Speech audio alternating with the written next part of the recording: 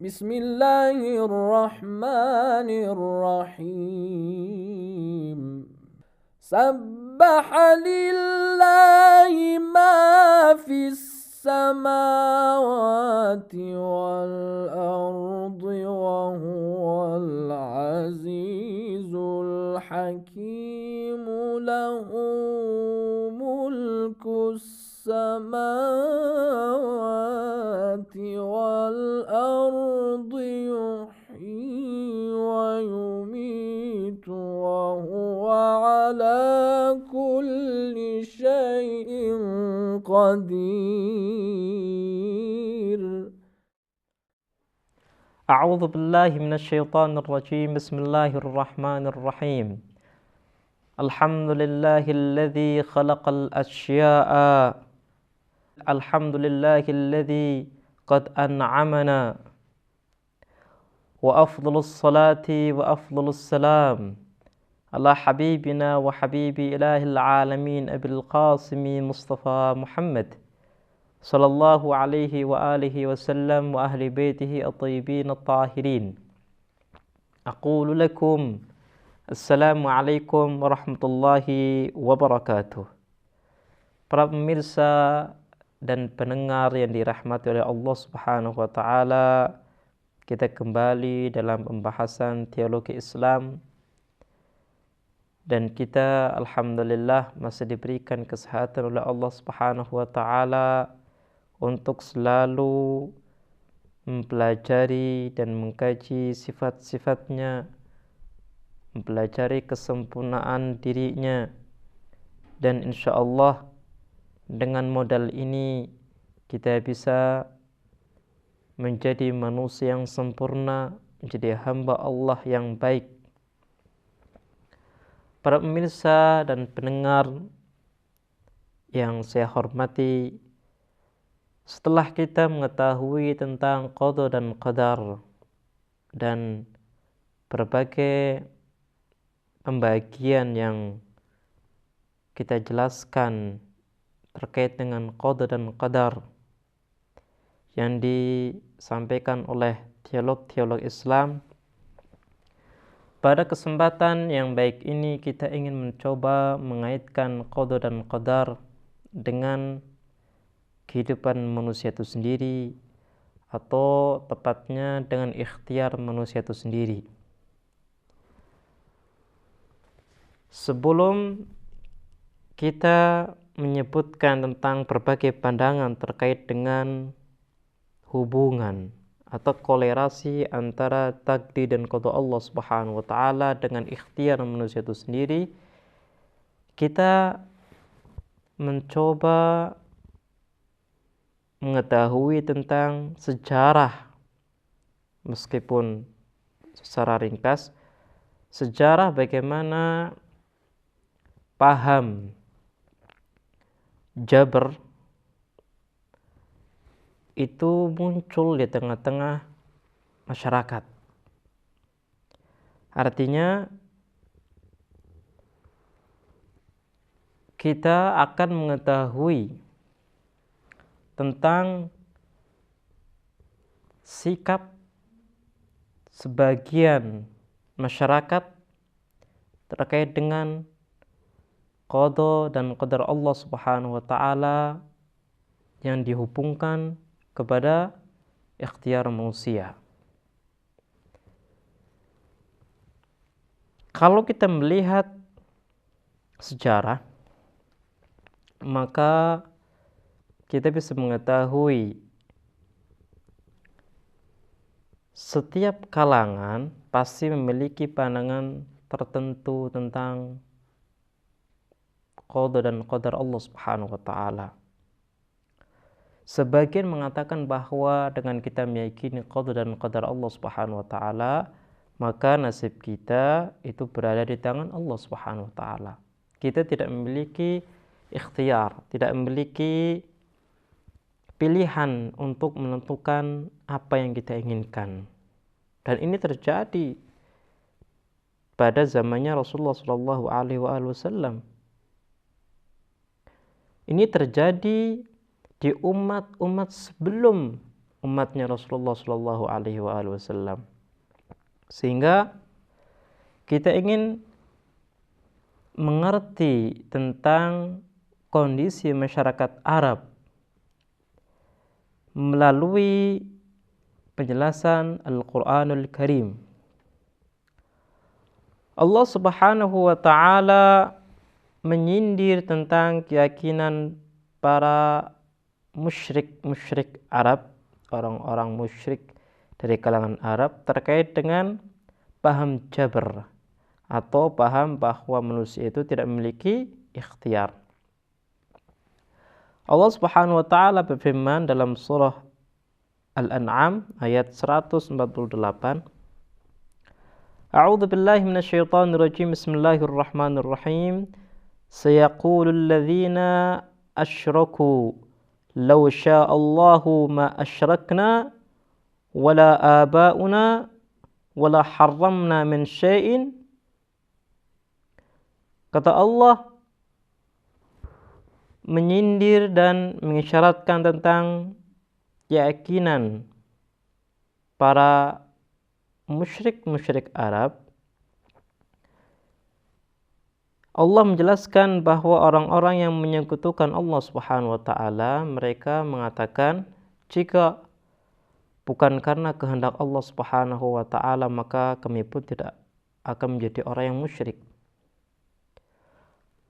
Bukan hanya kita, para nenek-nenek moyang kita, ayah-ayah kita, generasi terdahulu kita tidak akan musyrik kalau bukan karena kehendak Allah Subhanahu wa Ta'ala. Ini adalah penjelasan Al-Quran terkait satu paham Jabr yang ada di kalangan musyrik Arab.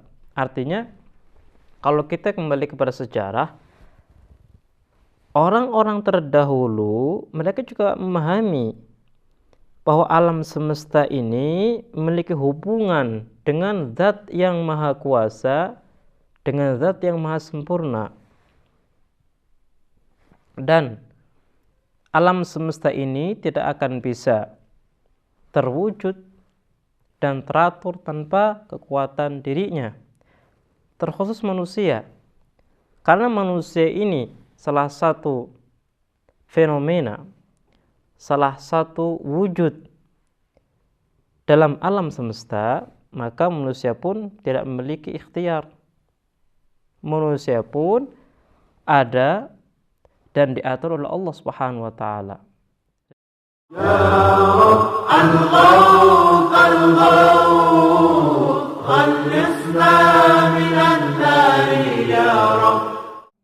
Dan ini menunjukkan bahwa manusia dengan semua urusannya,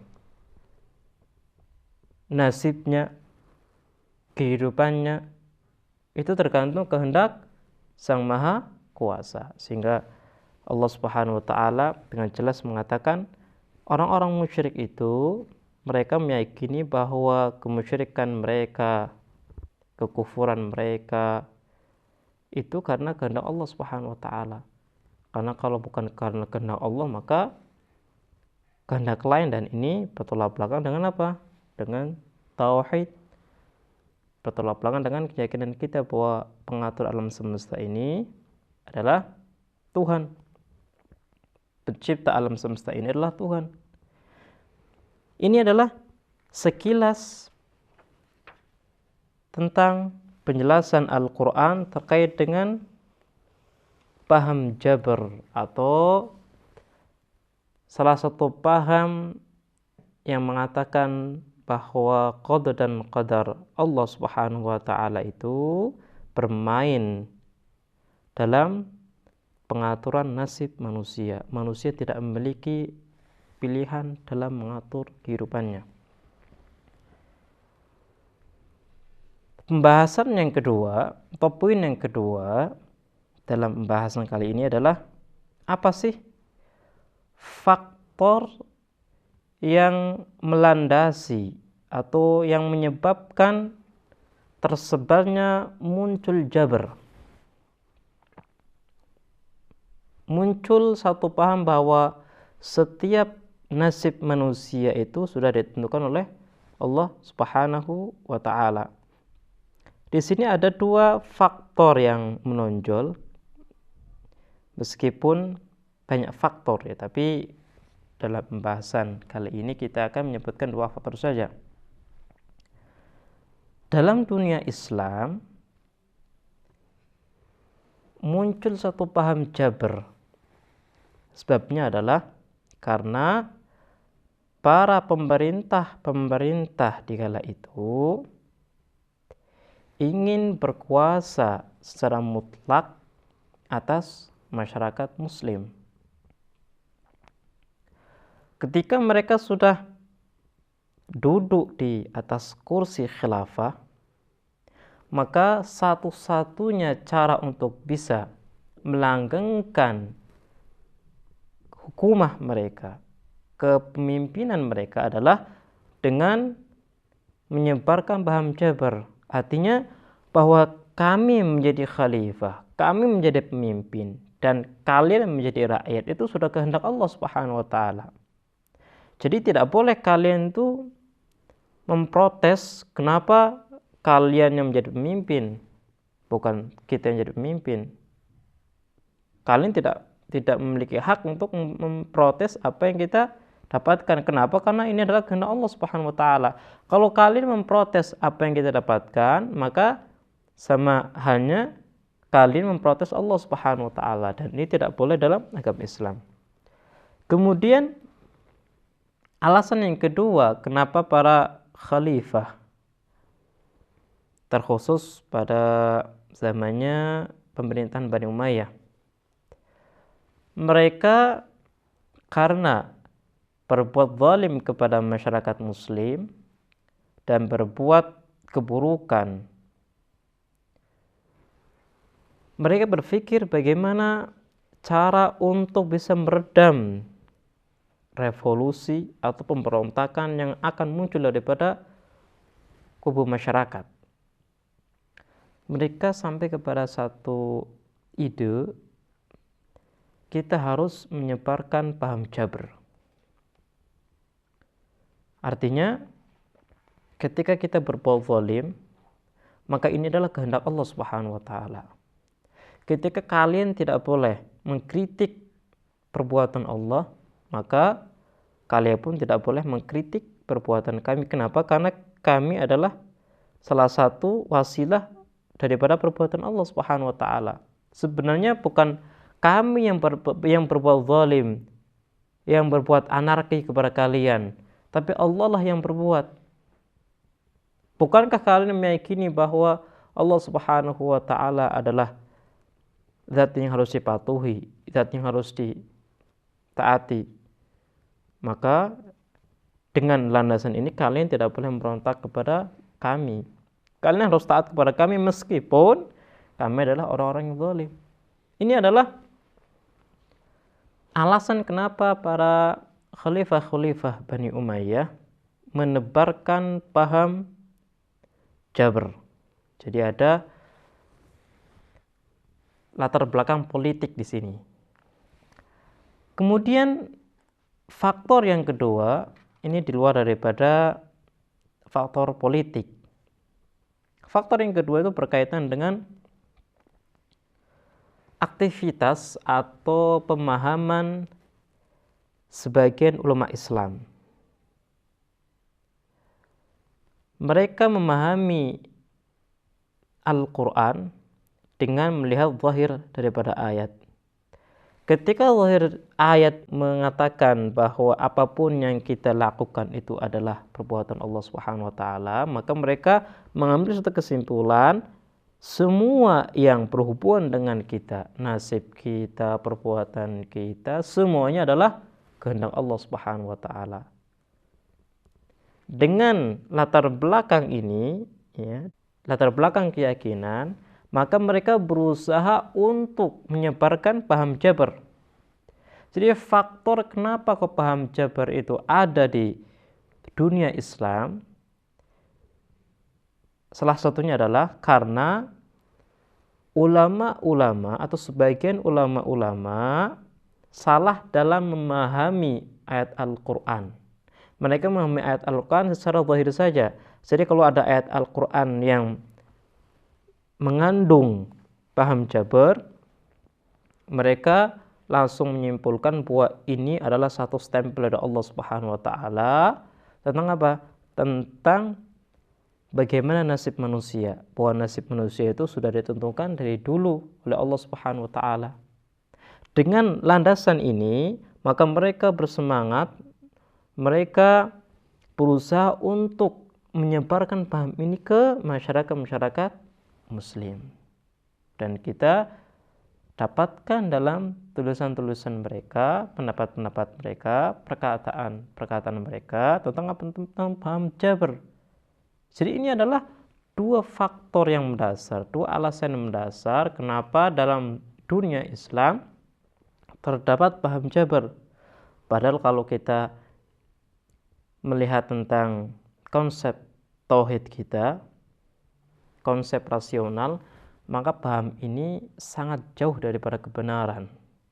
Tapi karena memang sebagian orang berlandaskan ayat-ayat Al-Quran, maka paham rasional kita tentang hubungan antara qadar dan ikhtiar manusia itu kita kesampingkan. Ini adalah dua faktor yang bisa kita sebutkan pada kesempatan ini. Dua faktor yang berkaitan dengan paham jabar dalam dunia Islam. Baiklah pemirsa,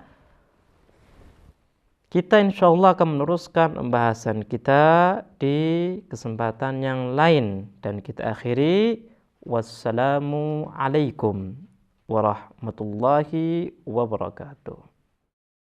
اللهم املأ قلوبنا بالعلم والمعرفة وطهر بطوننا من الحرام والشبهة واكفف أيدينا عن الظلم والسرقة واغضض أبصارنا عن الفجور والخيانة واسدد أسماعنا عن اللغو والغيبة برحمتك يا أرحم الراحمين.